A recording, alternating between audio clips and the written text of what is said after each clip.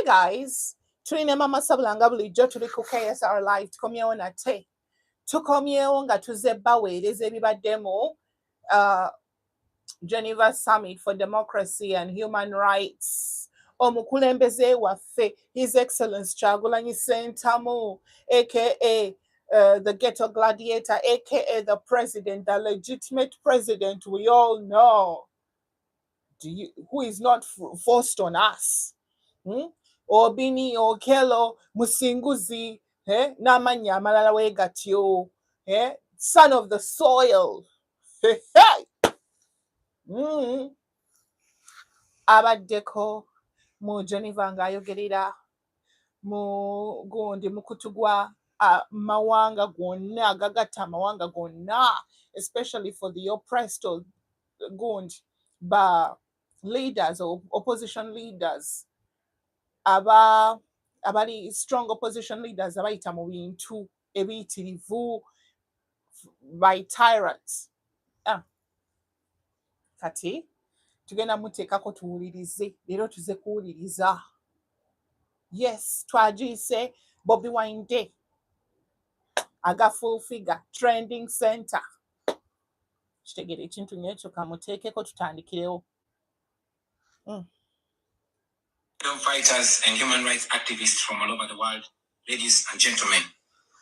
This is my second time speaking at the Geneva Summit for Human Rights and Democracy, and I'm very grateful to the organizers for making it possible for me to speak to you today.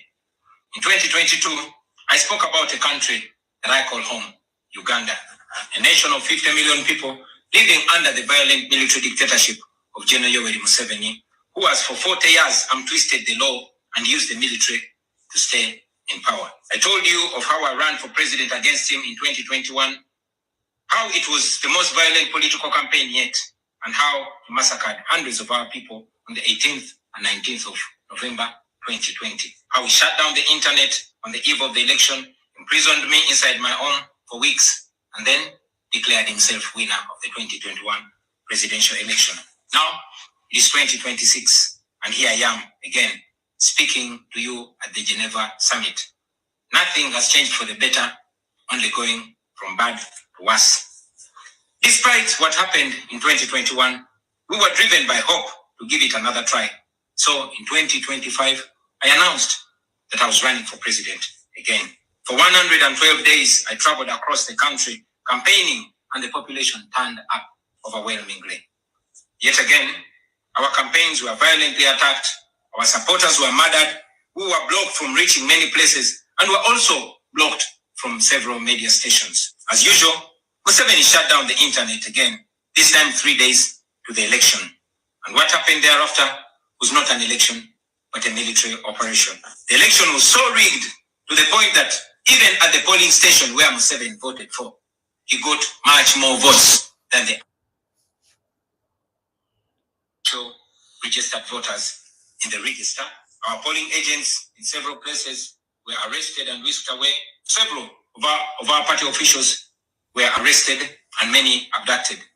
2 female deputy presidents of our political party were abducted and held incommunicado in a military barracks for 3 weeks before being thrown into a prison where they are languishing right at this moment. The military was deployed on our streets, shooting on spot whoever dared to challenge the criminality. It was under these circumstances that Museveni yet again declared himself winner of the election, this time with over 70% of the vote. Right now, I'm speaking to you while in hiding. This is because as soon as the election was finished, Museveni's son, who is also chief of the Ugandan military, issued an order to take me to him, dead or alive. The military acted on his order and raided my home. They tortured my family members, humiliated and undressed my wife, accusing her of hiding me. Meanwhile, they were recording and taking pictures of her, which the military chief later on shared on Twitter and bragged about capturing my wife. They also took over my home and surrounded it, and they are occupying my home as we speak right now. My wife and children had to flee the country for fear of their lives. I am in hiding, but I don't want to be in hiding. It was necessary though, so I can stay alive and be able to speak to you right now. I've said it before and I say it again, that I'll resurface at the right time in my country. I feel like the international community has abandoned us. They've ignored us and they've left us to the fate of dictators. When I ran for president in 2021, Museveni and his thugs denied their crimes. They killed our people and denied it. They tortured people and denied it. They raided our houses and denied it. General Museveni has been a smart dictator because he puts on a suit, goes to the West and to the UN, speaks very nicely about democracy and human rights, but realistically, he does not mean any of those. He talks about our so-called Human Rights Commission in Uganda, but the same person closed the UN Human Rights Office in Uganda 2 years ago because they had to question him about his atrocities. Now that is how he has been able to maintain a facade of democracy for 40 years and counting. But now Museveni is 83 years old, and this 51-year-old son, Muhoozi commands our military, the Uganda People's Defense Forces, more like Uganda's defense against its own people. And he's effectively in charge. And like his father, Muhoozi does not play the role of a good dictator. He openly and shamelessly says despicable things on social media. Come on, what's wrong? He openly confesses and brags about committing atrocities against the people of Uganda. When he was summoned by Parliament, he called Parliament a house of clowns and fools, and he threatened to arrest all of them. He describes judges of the Supreme Court of Uganda as clowns in wigs, and he has threatened to crush all journalists that dare to criticize his actions. In April last year, he abducted, detained, and tortured my close friend and bodyguard called Eddie Sebufu, also known as Eddie Mutwe. He later on posted on Twitter naked pictures of Eddie, boasting that Eddie Mutwe was in his basement learning Museveni's mother tongue, Funyankole. Last month, he bragged about killing 22 of my friends, and he said that he's praying that I am the 23rd person for him to kill. In other words, Museveni and his son no longer fear international retaliation for their crimes. They've been so emboldened by your lack of action. They know that they can murder their own people, imprison them, torture them, remove their fingernails, push needles down their testicles, and nothing will happen to them. Now, they're using rape as a weapon. Boys and girls, men and women, people of all ages have reported being sexually assaulted by Muhoozi's military. And it's not rare. The majority of the people that they capture and unlawfully imprison have reported being raped, whether men or women. It is no longer possible, ladies and gentlemen, for the international community to deny Museveni's violence and atrocities. It's all over social media. And today, I am talking about it to you. Now, this is our call to action. The way I see it, if the international community continues to be complacent, then Uganda will go from bad to worse. Museveni and his son's military will massacre many more innocent Ugandans. You, ladies and gentlemen, in the Western world, will be forced to grapple with millions of Ugandan refugees pouring into your countries. And maybe then, the international community will come and commiserate with the people of Uganda, just like they did after the genocide in Rwanda, but it was too late. The second option is that the international community rises to the occasion. You stand by the values that you profess, democracy and human rights. Whoa. You can rein in on General Museveni and his son through targeted sanctions as well as financial and legal pressures. Ladies and gentlemen, Ugandans are not seeking for pity. Ugandans are only seeking to see the world take action against the individuals that have violated their rights for far too long. Those that have abused democracy with impunity should be the starting point.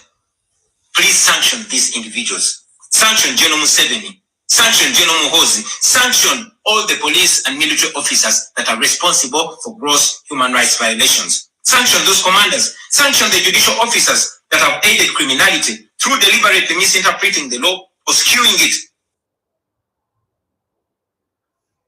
Those that normalize electoral fraud. Those that remand to prison suspects that should actually be sent to hospital. Sanction these individuals because their combined efforts in the last election effectively give autocracy a blank check to rule over the people of Uganda for 5 years. We call upon the international community to treat General Museveni exactly how they treated Idi Amin, because Idi Amin did what he did to Ugandans for only 8 years. Museveni has done much worse to the people of Uganda, and it has been for 40 years and counting. Because of the inaction of the international community, Museveni's mode of dictatorship and human rights violations is being seen as acceptable in the region, and it must be stopped before it is exported to other countries in the region and in the continent. We ask the international community not to recognize Museveni's regime because it is not legitimate. Please terminate any forms of cooperation with this government because he is not legitimate. On our end, as the people of Uganda, we are committed to non-violent means of changing our country, non-violent means of putting an end to this 40-year-old dictatorship. And you can be sure that the people of Uganda will sooner or later free themselves, because oppressed people cannot stay oppressed forever. With your help, friends, with the help of the international community and development partners, we can change our country. We can liberate Uganda before it is too late. Thank you for listening to me. For God and my country. For God and my country. Okay. Hey! Oh no. Mama. Mwalumba jegava. Oh no. Dear CJ. Doctor Kano Kiza CJ, you passed on the stick to the right person. Hey, mujachitegera rachi. Bob, we'll try to get Kalulu. His excellent Dr. Kiza Besije aweereza Bobi Wine sente for the last push. Jukira Baba Salakoku iPod. Yamuweereza sente mwajja kitegera lwaki yamuweereza sente ate n'ataziwa kibiina kye. Ekibiina kye. Mujja kitegeera. Oh, by the way, on the other hand, Setaga Big Dam byayogedde. Mubyetegeredde. Mutegedde. Okitegere ekintu ng'ekyo. On the other side, Yusuf Nsibambi abadde mu opposition for the last 25 years. For the first time, abantu batamuwadde kalulu. N'agenda ewa Museveni officially. Abadde nga agendayo. Era ne bakola deals zaabwe on how to overthrow opposition within. Naye kati, allegedly. Naye kati, yayingidde officially Anita Amonga welcoming say mujja tegera lwaki Kiza Besigye yaweereza Bobi Wine sente recently ng'agenda mu kalulu n'ataziwa kibiina kye. Bannange tukome naawo ne mebbabowa for too long. By His Excellency Kyagulanyi Ssentamu, the ghetto gladiator, the president we know who has grown up before our very own eyes. Oya, we salute you. Oya, we salute you. Mukama akuwangaze. Akuwangaze, you're our only hope. You're the only hope remaining. Dr. Kiza Besigye bali mukadiza mukomera. Kyagulanyi gwe asigadde, you're our only hope. Abasigadde bafere. Okujjako nga bali mu kibiina kya Nuupu Mosolo batemingira. Naye nga abasigadde bafere. Opposition yenna enkadde tugikunamiza. Oya, His Excellency, salute. Mama Sabulanga bulijjo munoonyeko ku KSR Live under the live section bya Uganda byokka. I'm out.